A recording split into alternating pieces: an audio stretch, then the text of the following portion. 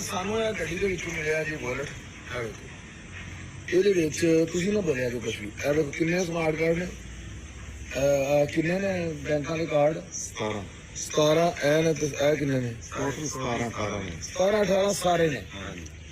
ਤੇ ਇਹ ਜਨਾਬ ਇਹ ਸਾਨੂੰ ਵਾਲਟ ਮਿਲਿਆ ਸਾਡੀ ਗੱਡੀ ਦੇ ਵਿੱਚੋਂ, LC ਸਿਲੰਡਰ ਤੋਂ।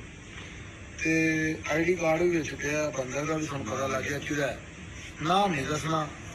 ਹੁਣ ਅਸੀਂ ਤੁਹਾਨੂੰ ਅੱਜ ਪੁੱਛਣਾ ਹੈ ਵੀ ਇਹ ਕਿਹੜੀ ਬਰਾਦਰੀ ਦਾ ਬੰਦਾ ਹੋ ਸਕਦਾ ਹੈ ਕਿ ਜਿਹੜੇ ਬੰਦੇ ਦਾ ਵਾਲਟ ਹੈ। ਇੱਕ ਬਰਾਦਰੀ ਨੂੰ ਦੱਸ ਦਿੰਦੇ ਹਾਂ। ਸਭ ਤੋਂ ਪਹਿਲੇ ਜਨਾਬ ਰਾਈ, ਕਿਉਂਕਿ ਮੈਂ ਲਵ ਕਰਨਾ ਰਾਈ ਉਹਨਾਂ ਨੂੰ, ਸਭ ਤੋਂ ਪਹਿਲੇ ਰਾਈ ਨੇ। ਹਾਂਜੀ ਇਹ ਵੀ ਰਾਈ ਨੇ। ਵਿਆਹ ਰਾਈ ਨਾਲ। ਅੱਛਾ ਰਾਈ ਗੁੱਜਰ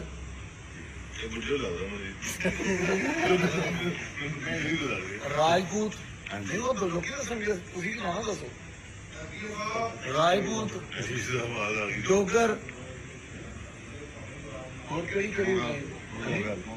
ਇਹ ਸਾਡੇ ਨਾਲ ਜਿਹੜੇ ਬੰਦੇ ਕਰਦੇ ਰਹੇ ਉਹਨਾਂ ਦੀ ਗੱਲ ਕਰੋ। ਆਫਰ ਸਾਹਿਬ, ਹਾਂ ਗੁੱਜਰ ਮੁਗਲ ਬਰਾਦਰੀ ਵੀ ਨਾਲ ਹੀ ਰਹੀ ਹੈ, ਇੱਥੇ ਰਹੀ ਨੇ। ਸ਼ੇਰ ਵੀ ਨਾਲ ਸਨ, ਸ਼ੇਰ ਰਾਈ, ਸ਼ੇਰ, ਗੁੱਜਰ, ਡੋਗਰ ਤੇ ਮੁਗਲ ਤੇ ਰਾਣੇ। ਰਾਣੇ ਤੇ ਸੀਏ ਕਹਿਣਾ ਕਰਨਾ ਅੱਜ ਕੱਲ। ਤੇ ਇਹ ਹੁਣ ਦੱਸੋ ਇਹ ਵਾਲਟ ਜਲਾਨੀ ਵੀ ਰਹੇ ਨੇ, ਜਲਾਨੀ ਵੀ ਰਹੇ ਨੇ।